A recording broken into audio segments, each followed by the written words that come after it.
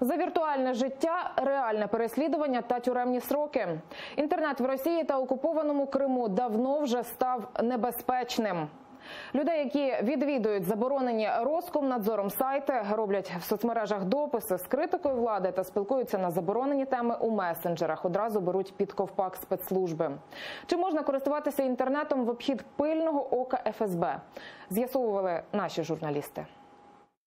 Все, что мы пишем, как говорят на Западе, все, что вы скажете, может быть использовано против вас.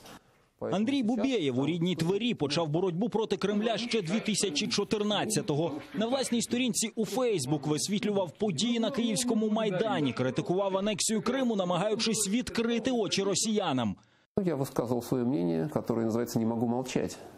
То есть называя вещи своими именами. Оккупантов – оккупантами, агрессора – агрессорами, террористов – террористами. На що, собственно, я став врагом народу. Андрія схопили та засудили за пости в Фейсбуці. Вирок 2,5 роки колонії за екстремізм. Відсидівши, він разом із сім'єю переїхав до України. Чоловік переконаний, соцмережі в Росії та окупованому Криму давно стали полем бою з інакодумством. Історія кримця Енвера дуже схожа на Андрієву. Окупанти переслідували та судили його на 10 діб арешту за пост у соцмережі ВКонтакті 5-річної давнини. В доказательной базе были скрины с моей страницы. Это были фотографии, где я и на фоне моем картины исламского характера. Также надписи исламского характера. Эксперты посчитали это экстремистской символикой.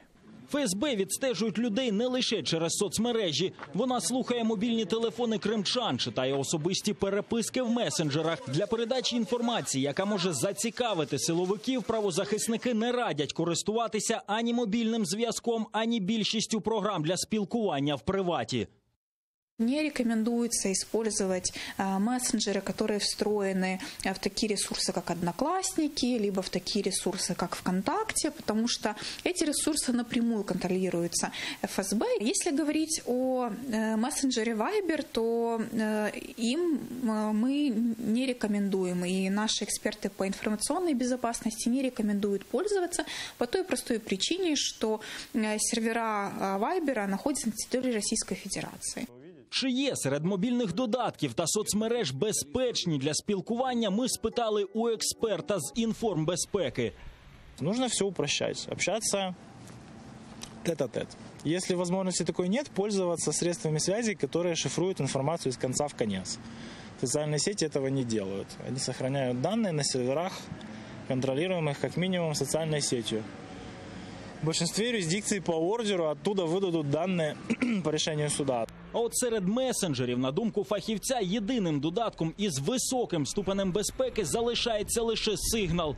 Він не зберігає переписку на сервері, а передає її напряму від вас до адресата.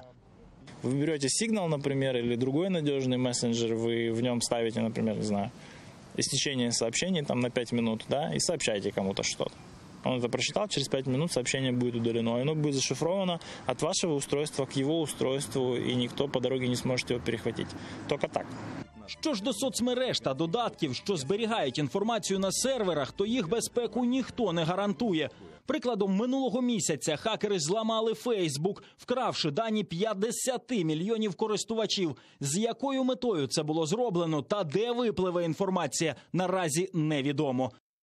Валерій Бакус, Заман, АТР.